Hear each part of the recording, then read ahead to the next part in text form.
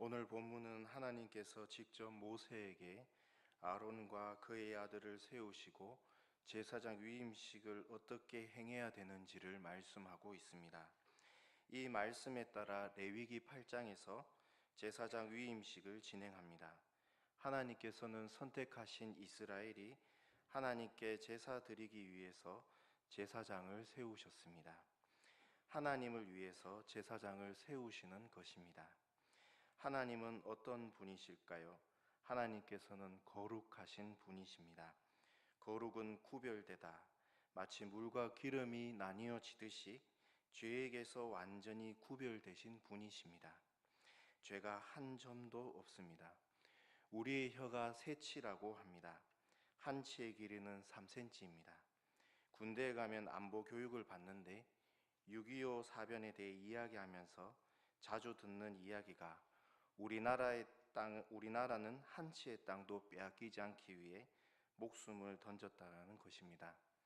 3cm의 땅을 위해서 목숨을 던지셨는데 하나님은 한 치가 아니라 한 점, 최첨단 현미경으로 봐도 점이라는 존재도 없으신 거룩하신 분이십니다. 그래서 한 점의 죄라도 보이면 하나님께서는 거룩한 불로 불살라 버리십니다. 소돔과 고모라가 유황불에 멸망당해서 유적지조차 남기지 않고 불에 타 없어졌듯이 죄가 있는 곳을 돌격하십니다. 그래서 시내산에서 모세를 부르실 때 사람들이나 짐승이 아무도 들어오지 못하도록 강한 명령을 내리셨습니다. 그렇다면 우리는 어떤 존재입니까? 우리는 한 점도 아니고 한 치도 아니고 죄의 덩어리입니다. 그래서 하나님은 우리가 절대로 다가갈 수 없는 분이십니다. 그렇다면 우리는 구더기도 죽지 않는 불지옥에서 영원한 멸망을 맞는 것입니다. 그런데 하나님은 우리 인간에게 도저히 불가능한 은혜를 주셨는데 그것은 바로 하나님께서 우리에게 다가오시고 다가갈 수 있게 되셨습니다. 그것은 단 한 가지 방법으로 피 흘리는 제사를 통해 죄 용서를 받아 하나님과 만날 수 있는 은혜의 길을 열어주셨습니다. 이것이 바로 제사고 예배입니다. 그래서 이 제사를 감당할 수 있는 직분을 주셨는데 그것이 바로 오늘 말씀에 나오는 제사장입니다.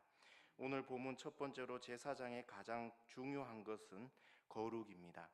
오늘 하나님께서는 모세를 통해 아론과 그의 아들들을 부르시고 제사장으로 위임하도록 하셨습니다. 본문 1절 상반절을 보면 내가 그들에게 나를 섬길 제사장 직분을 위임하여 그들을 거룩하게 할 일은 이러하니. 위임이라는 뜻은 나의 일을 다른 사람에게 다 맡긴다라는 뜻입니다.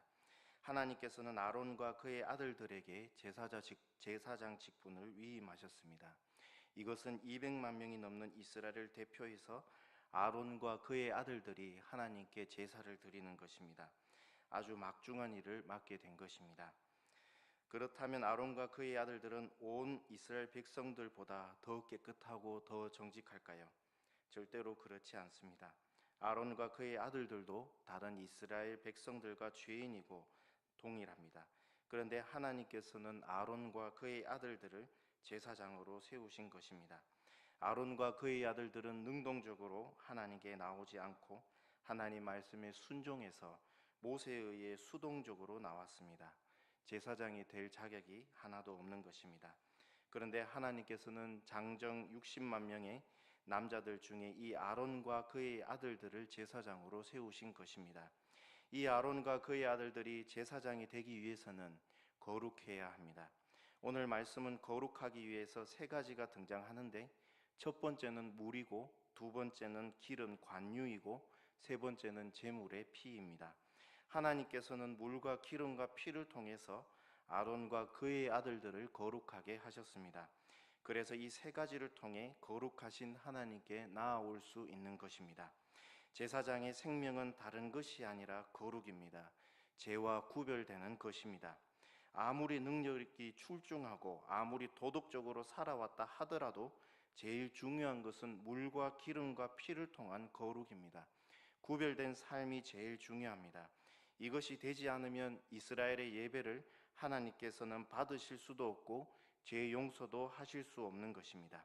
거룩해 하는 첫 번째는 물로 씻는 것입니다. 본문 4절을 보면 너는 아론과 그의 아들들을 회막문으로 데려다가 물로 씻기고. 물의 기능이 무엇입니까? 씻는 것입니다. 설거지거리가 있는 더러운 그릇에 우리는 밥을 담을 수 없습니다. 그것이 금그릇이든 은그릇이든 깨끗하게 물로 씻어냅니다. 우리가 세례 받을 때 왜 물을 줍니까? 죄를 씻는다는 의미가 있는 것입니다. 하나님 앞에 나아갈 때 머리카락 하나에 묻은 이물질부터 발가락에 끼인 조그만한 먼지까지 다 깨끗하게 씻는 것입니다. 예수님을 믿는다는 것은 물로 전신을 목욕한 것입니다. 그래서 예수님을 믿으면 깨끗해지는 것입니다. 요한복음 13장 9절에서 10절에 보면 시몬 베드로가 이르되 주여 내 발뿐만 아니라 손과 머리를 씻어 주옵소서.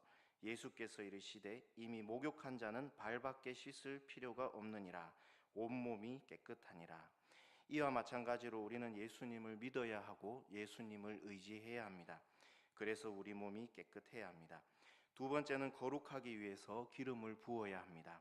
본문 7절을 보면 관유를 가져다가 그의 머리에 부어 바르고.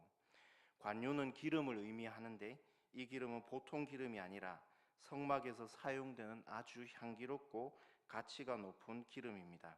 관유의 기름은 보통 구할 수 없는 아주 비싸고 아주 귀한 향품인 몰약과 육개, 창포와 계피에 찌꺼기가 하나도 없는 최상급의 올리브 기름을 섞어서 만드는데 향기가 아주 뛰어납니다. 그 기름을 아론의 머리에 묻히는 것이 아니라 부어 바르는 것입니다. 얼마만큼 부어야지 될까요? 시편 133편 2절을 보면 머리에 있는 보배로운 기름이 수염 곧 아론의 수염에 흘러서 그의 옷깃까지 내린 같고. 아론의 수염이 다 젖고 그 수염에서 흘러서 아론의 제사장의 옷깃 밑에까지 흘러내릴 정도로 붓는 것입니다. 아주 넉넉하고 풍성하게 붓습니다. 이 관유는 거룩을 상징하는데 이 기름을 붓는 것이 거룩해집니다. 성경에서 기름은 성령과 관련이 깊습니다. 예수님께서 앞으로 사역하시는 것을 예언한 이사야 선지자는 이렇게 말씀을 전합니다. 이사야 61장 1절에 주 여호와의 영이 내게 내리셨으니 이는 여호와께서 내게 기름을 부으사 가난한 자에게 아름다운 소식을 전하게 하려 하심이라. 또 사도행전 10장 38절에 하나님이 나사렛 예수에게 성령과 능력을 기름 붓듯 하셨으며 그가 두루 다니시며 선한 일을 행하시고. 하나님의 일을 하기 위해서 모세는 아론의 머리에 관유 기름을 수염이 다 젖을 정도로 그 기름이 흘러가서 제사장 옷의 밑단까지 다 젖을 정도로 부었습니다. 그곳은 향기로운 냄새가 진동하였습니다. 신약에서는 이것을 성령 충만의 의미를 생각해 볼 수 있습니다. 예수님께서 전도할 때에 예루살렘에서 성령을 받을 때까지 기다리라고 하셨습니다. 그리고 10일 뒤 마가의 다락방에서 성령 받기를 간절히 기도하는 120명의 성도들은 불의 혀처럼 갈라지는 것으로 성령 충만함을 받고 강하고 담대하게 복음을 전하였습니다. 또한 성령 충만한 성도들은 거룩한 삶으로 변화되어 세상 사람들에게도 칭찬을 받았습니다. 사도행전 2장 47절에 하나님을 찬미하고 또 온 백성에게 칭송을 받으니 주께서 구원받는 사람을 날마다 더하게 하시니라. 또한 사도 바울은 술 취하지 말고 성령의 충만함을 받으라고 에베소서 5장 18절에서 말씀합니다. 우리가 마음에 술이 들어가면 하나님의 일을 할 수가 없습니다. 이 술은 또한 세상 문화를 의미합니다. 내가 성령 충만하지 않으면 하나님의 일을 할 수가 없습니다. 어느 정도로 기름을 받아야 합니까? 계속해서 흘릴 정도로 받아내야 합니다. 충만하기까지 받아야 합니다. 성령 충만해야 합니다. 이것은 우리가 기도할 때에 하나님께서 주시기로 약속하셨습니다. 예수님은 습관을 쫓아 매일 감람산으로 가셨습니다. 이 감람산은 감람나무와 동굴들이 아주 많은 곳인데 가을에 동굴에서 감람기름을 짜는 기구로 기름을 짰습니다. 그런데 그 외에는 이 동굴들은 텅텅 비어서 이 빈 동굴에서 예수님은 하나님께 기도했습니다. 그래서 늘 예수님은 성령과 능력이 기름 붓듯 하셨고 이 기도의 본을 우리에게 보이셨습니다. 기름을 부음 받아야 거룩하고 하나님의 일을 할 수 있습니다. 거룩하게 하기 위해서 세 번째는 피입니다. 피 뿌림을 받아야 합니다. 위임식 할 때 제사를 3번 드리는데 제일 첫 번째가 속죄제입니다. 그리고 두 번째가 번제, 그리고 마지막 제사가 화목제입니다. 제일 첫 번째로 드리는 제사는 용서를 받는 속죄제인데, 이때 제물로 데리고 온 수소 머리 위에 아론과 아들들이 손을 얹어 자신들의 죄를 전가시킵니다. 그러면 아무런 죄 없는 수소는 아론과 그 아들들의 죄를 대신 받아서 죽고, 날카로운 칼로 제물을 갈라서 세숫대야 정도 양의 제물의 피를 제단 4개의 뿔에 바르고 제단 밑에 붓습니다. 그러면 아론과 그 아들들은 제사장 직분에 행할 수 있도록 거룩하게 됩니다. 본문 11절과 12절을 보면 너는 회막문 여호와 앞에서 그 송아지를 잡고 그 피를 네 손가락으로 제단 뿔에 바르고 그 피 전부를 제단 밑에 쏟을지며, 왜냐하면 피를 흘려야 죄 용서함이 있기 때문입니다. 히브리서 9장 22절에 율법에 따라 그의 모든 물건이 피로써 정결하게 되나니 피 흘림이 없으면 사함이 없느니라. 제일 먼저 드리는 제사는 속죄제입니다. 죄 용서를 받아야 하나님의 일을 할 수 있고 감당할 수 있습니다. 제사장은 3가지가 필요합니다. 물과 기름과 피입니다. 본문 두 번째는 제사장은 3가지 제사를 통해서 어떠한 삶을 살아야 되는지를 우리에게 보여줍니다.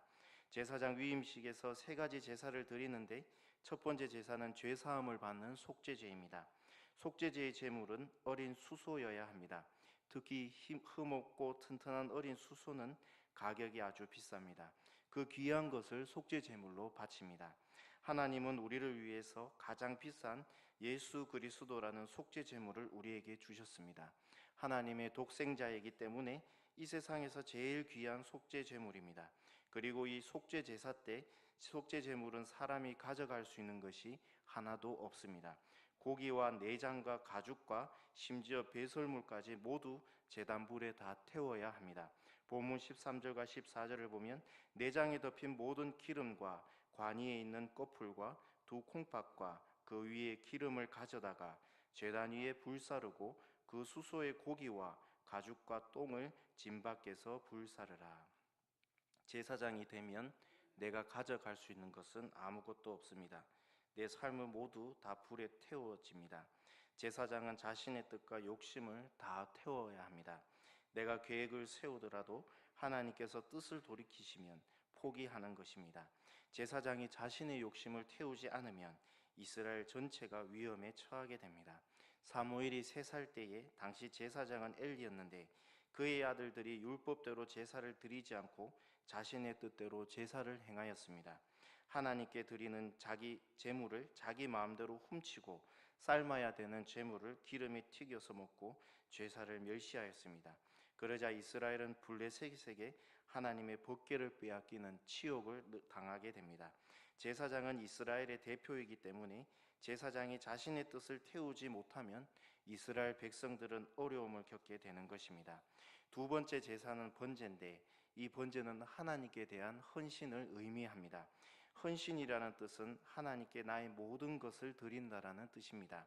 헌신은 하나님을 제일 사랑해서 고향과 친척과 가족을 버리는 것입니다.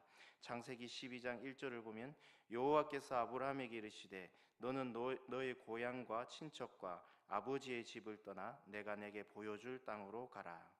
아브라함은 하나님께 헌신하였습니다. 하나님을 위해서 모든 것을 버렸습니다. 가족과 친구, 이웃이 하나님보다 우선일 수 없습니다.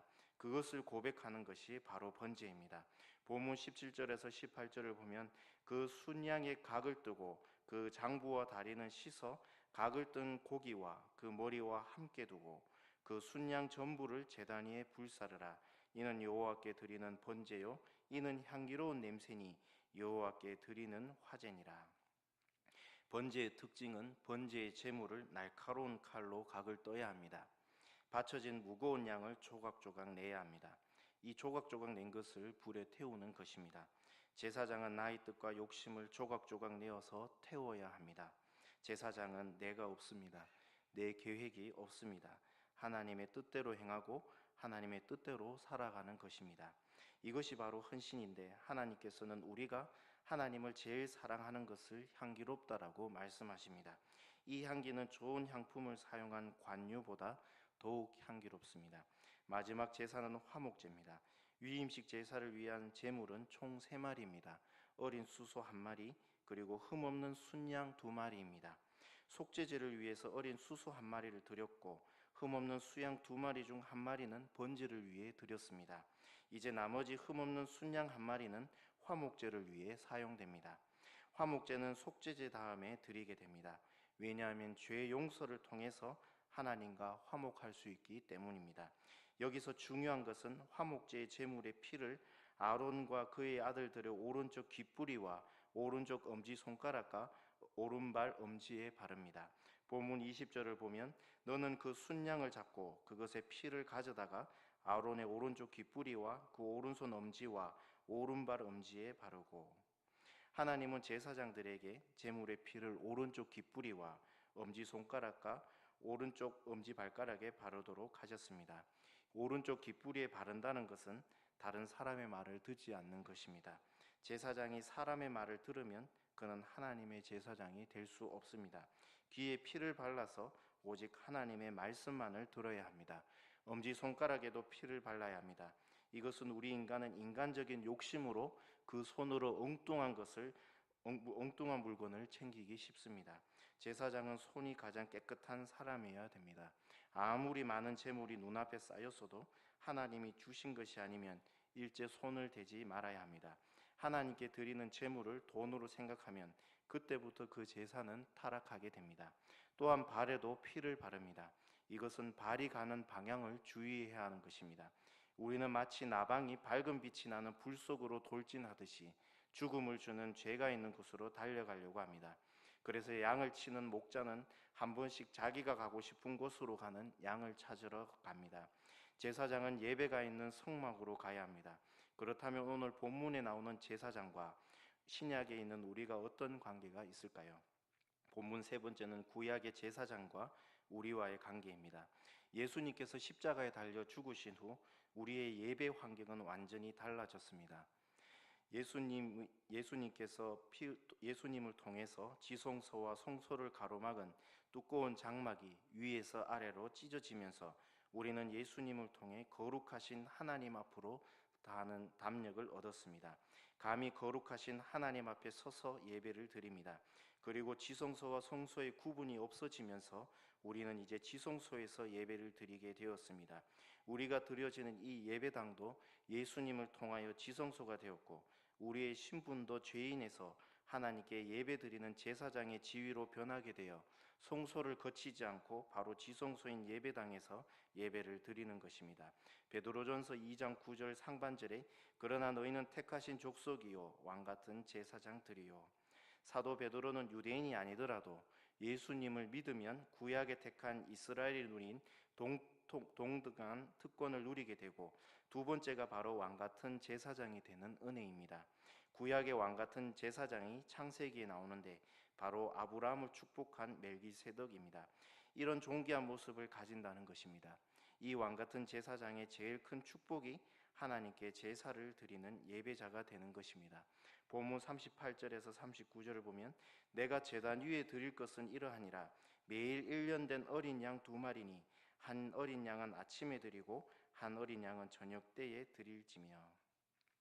제사장이 되면 이제 매일 빠지지 않고 아침과 저녁에 2번 번제를 드리는데 이것을 상번제라고 합니다.